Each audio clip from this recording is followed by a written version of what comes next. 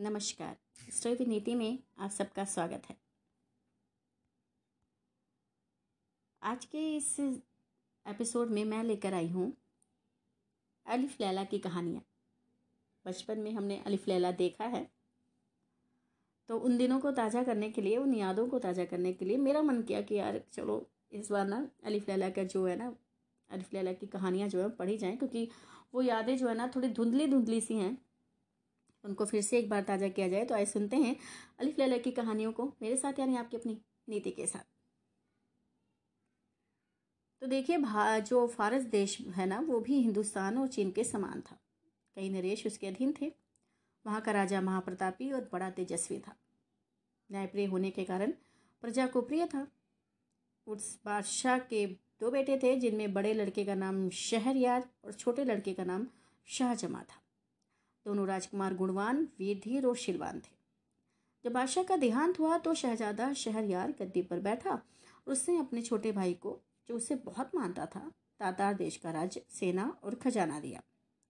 शाहजमा अपने बड़े भाई की आज्ञा में तत्पर हुआ और देश के प्रबंध के लिए समरकंद को, जो संसार के सभी शहरों से उत्तम और बड़ा था, अपनी राजधानी बनाकर आराम से रहने लगा। जब उन दोनों को अलग हुए 10 वर्ष हो गए तो बड़े ने चाहा कि किसी को भेजकर उसे अपने पास बुलाए। तो उसने अपने मंत्री को उसे बुलाने की आज्ञा दी और मंत्री यह आज्ञा पाकर बड़ी धूमधाम से विदा हुआ।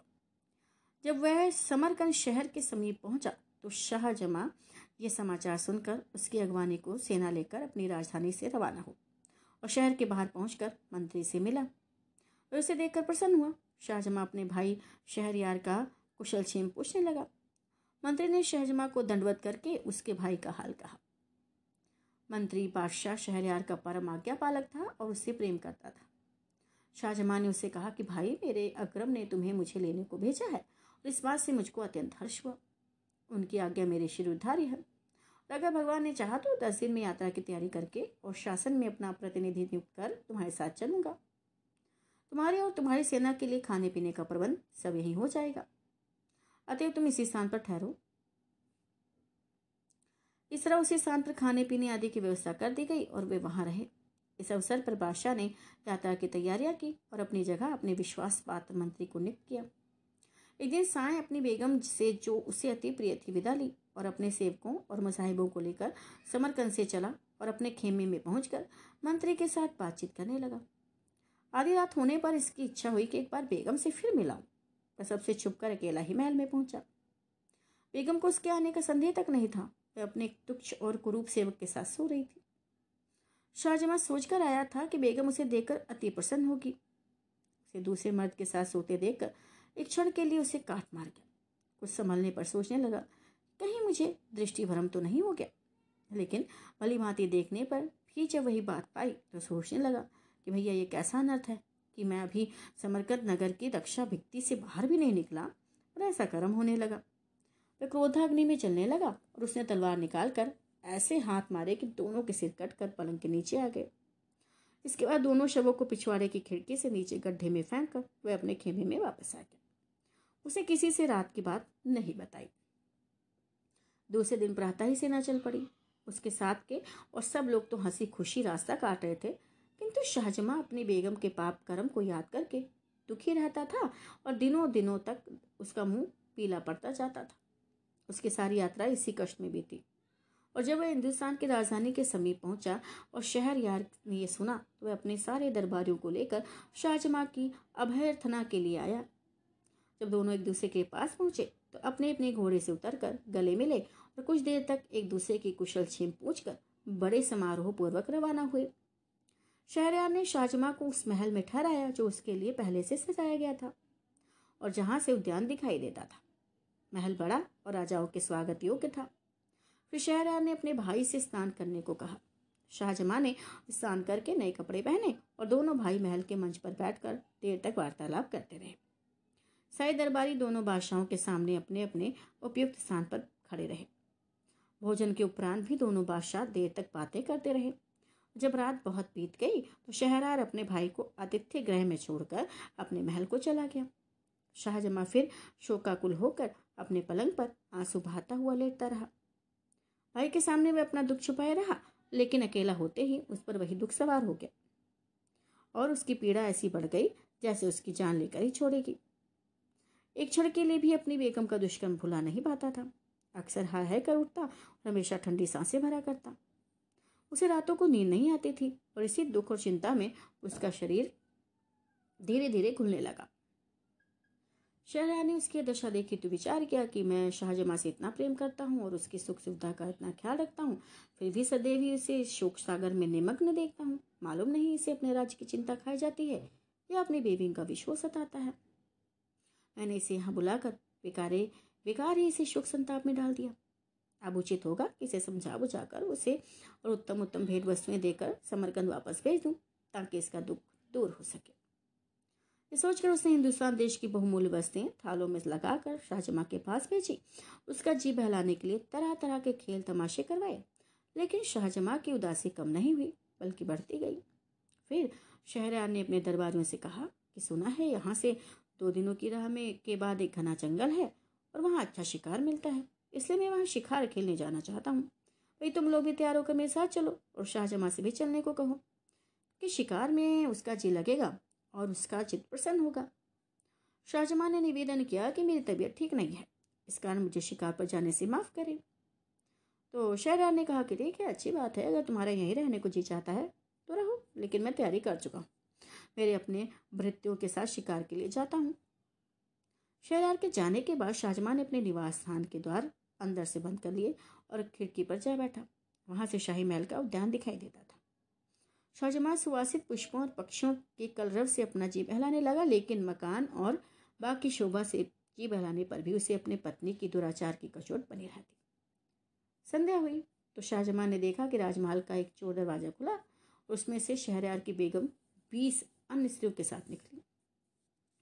वे सब उत्तम वस्त्रों और अलंकारों से शोभित थी और इस विश्वास के साथ कि सब लोग शिकार पर चले गए हैं, भाग में आ गई। शाहजहां खिड़की में चुप कर बैठ गया और देखने लगा कि वे क्या करती हैं। दासियों ने उन लबादों को उतार डाला जो पहनकर वे महल से निकली थी। अब उनकी सूरत स्पष्ट दिखाई देने लगी। शाहजहां को यह देखकर आश्चर्य हुआ। जिन 20 को उसने स्त्री समझा था उनमें से 10 हबशी मर्द थे। उन 10 ने अपनी अपनी पसंद की दासी का हाथ पकड़ लिया। सिर्फ बेगम बगैर मर्द की रह गई। फिर बेगम ने आवाज दी, मसूद मसूद। इस पर एक हष्टपुष्ट हबशी युवक जो उसकी आज्ञा की प्रतीक्षा में था एक वृक्ष से उतरकर बेगम की ओर दौड़ा, उसका हाथ पकड़ लिया। 11 हबशियों ने 10 दासियों और बेगम के साथ क्या किया उसका वर्णन मैं लज्जावश नहीं कर सकता। खैर, इसी भांति वे आधी रात तक बाग में विहार करते रहे। फिर बाग के होश में नहाकर बेगम और उसके साथ आए 20 मर्द औरतों ने अपने कपड़े पहने और जिस चोर दरवाजे से आए थे उसी से महल में चले गए और मसूद भी बाग की दीवार फांद कर बाहर चला गया। अब ये कांड देखकर शाहजहां को घोर आश्चर्य हुआ। उसे सोचा कि मैं तो दुखी हूँ, मेरा बड़ा भाई मुझसे भी अधिक दुखी है। यद्यपि वह अत्यंत शक्तिशाली और वैभवशाली है, तथापि इस दुष्कर्म को रोकने में असमर्थ है। फिर मैं इतना शोक क्यों करूं? जब मुझे मालूम हो गया कि ये नीच कर्म संसार में अक्सर ही होता है, मैं बेकार ही स्वयं को शोक सागर में डुबा दे रहा हूँ। ये सोचकर उसने सारी चिंता छोड़ दी और साधारण रूप में रहने लगा। भैया पहले उसकी भूख मिट गई थी, वह जाग गई और नाना प्रकार के स्वादिष्ट व्यंजन मांग कर खाने लगा। संगीत नृत्य आदि का आनंद लेने लगा। जब शहरयार शिकार से लौटा तो शाहजहां ने बड़ी प्रसन्नतापूर्वक उसका स्वागत किया। शहरयार ने उसे शिकार किए हुए बहुत से जानवर दिखाए और कहा कि बड़े खेत की बात है कि तुम शिकार पर नहीं गए, वहां बड़े आनंद की जगह है। शाहजहां बादशाह की हर बात का हंसी खुशी उत्तर देता था। वह शहरयार ने सोचा था कि वापसी पर भी शाहजहां को दुख और शोक में डूबा पाएगा, लेकिन इसके विपरीत उसे प्रसन्न और संतुष्ट देखकर बोला कि भैया भाई, भगवान को बड़ा धन्यवाद है कि मैंने थोड़ी अवधि में तुम्हें प्रसन्न और व्याधि मुक्त देखा। अब मैं तुम्हें सौगंध देकर एक बात पूछता हूँ, बात जरूर बताना। शाहजहां ने कहा कि ठीक है, जो आप भी पूछेंगे मैं अवश्य बताऊंगा। तो उन्होंने कहा कि जब तुम अपनी राजधानी से यहाँ आए थे तो मैंने तुम्हें शोक सागर में डूबा देखा था। मैंने तुम्हारा चित्त प्रसन्न करने के लिए अनेक उपाय किए, भैया भांति भांति के खेल तमाशे करवाए, किंतु तुम्हारी दशा जैसी की तैसी रही। बहुत सोचा कि इस दुख का कारण क्या हो सकता है, किंतु इसके सिवा कोई कारण समझ में नहीं आया कि तुम्हें अपनी बेगम के विछोह का दुख है और आज प्रबंध की चिंता है। किंतु अब क्या बात हुई कि भैया इतनी देर में जिससे तुम्हारा दुख और चिंता दूर हो गई? शाहजहां ये सुनकर मौन रहा, किंतु जब शहरयार ने बार बार यही प्रश्न पूछा, बोला कि भैया आप मेरे मालिक हैं, मुझसे बड़े हैं, मैं इस प्रश्न का उत्तर नहीं दूंगा क्योंकि इसमें बड़ी निर्लज्जता की बात है। शहरयार ने कहा कि जब तक तुम मुझे नहीं बताओगे तब तक मुझे चैन नहीं आएगा। तो शाहजमां ने विवश होकर अपनी बेगम के कुकर्म का विस्तार वर्णन किया और कहा कि मैं इस कारण दुखी रहता था। शहरयार ने कहा कि भैया ये तो तुमने बड़े आश्चर्य की संभव की बात बताई। ये तो तुमने बड़ा अच्छा किया कि ऐसी व्यभिचारिणी को उसके प्रेमी सहित मार डाला। इस मामले में कोई तुम्हें अन्याय नहीं कह सकता। तुम्हारी जगह होता तो मुझे एक स्त्री को मारने से मंजूर ना होता, 50 स्त्रियों को मार डालता। बताओ कि मेरे बाहर जाने पर शोक किस प्रकार दूर हुआ।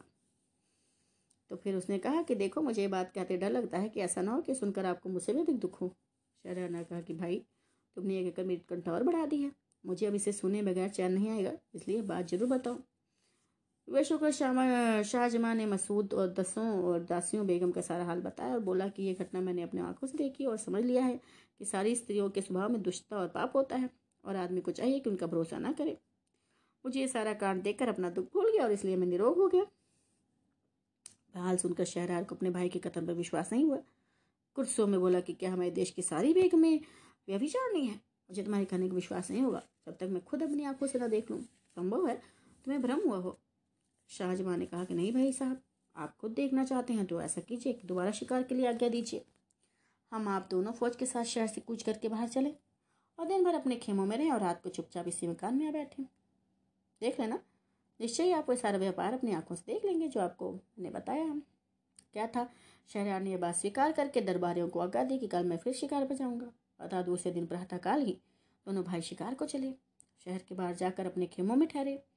रात हुई। शहरयार ने मंत्री को बुलाकर आज्ञा दी कि भैया, मैं एक जरूरी काम से जा रहा हूँ, तुम फौज के किसी आदमी को यहाँ से जाने ना देना। तत्पश्चात दोनों बड़े भाई घोड़ों पर सवार होकर गुप्त रूप से शहर में आए। सवेरा होने के पहले ही शाहजमां के महल की उसी खिड़की में आ बैठे जिसमें शाहजमां ने सारा कांड देखा था। सूर्योदय के पूर्वी महल का चोर दरवाजा खुला और कुछ देर में बेगम अपनी उन्हीं स्त्री वेशधारी हबशियों के साथ वहां से निकलकर बाग में आई। मसूद को पुकारा। ये सारा हाल जो न कहने के योग्य है न सुनने के, देखकर शहरयार अपने मन में कहने लगा कि भैया, ये भगवान कैसा नर्थ है कि मुझ जैसे महान नृपति की पत्नी ऐसी व्यभिचारिणी हो। फिर वह शाहजमां से बोला कि अच्छा रहेगा कि हम इस क्षण भंगुर संसार को, जिसमें एक क्षण आनंद का होता है दूसरा दुख का, छोड़ दें और अपने देशों और सेनाओं को परित्याग करके अन्य देशों में शेष जीवन काटें और इस घृणित व्यापार के बारे में किसी से कुछ ना कहें।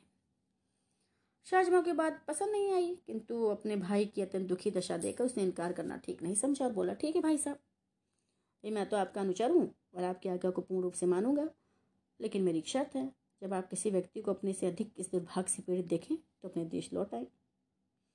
शहर ने कहा, ठीक है, मुझे तुम्हारी यश स्वीकार है, लेकिन मेरा विचार है कि संसार में किसी मनुष्य को हमारे जैसा दुख नहीं होगा। मुझे तुम्हारी शर्त स्वीकार है। खैर, शाहजमां ने कहा कि ठीक है, थोड़ी सी यात्रा करने पर आपको इस बात का पता अच्छी तरह से चल जाएगा। तो फिर दोनों छुपकर एक सुनसान रास्ते से नगर के बाहर की ओर चले। दिन भर चलने के बाद रात को एक पेड़ के नीचे लेटकर सो रहे। दूसरे दिन प्रातःकाल वे वहां से भी आगे चले। चलते चलते एक मनोरम वाटिका में पहुंचे जो एक नदी के तट पर बनी हुई थी। वाटिका में दूर दूर तक घने और बड़े बड़े वृक्ष लगे थे और वहां एक वृक्ष के नीचे बैठकर वे सुस्ताने लगे, बातचीत करने लगे। थोड़ी देर हुई थी कि भयानक शब्द सुनकर दोनों अत्यंत भयभीत हो गए।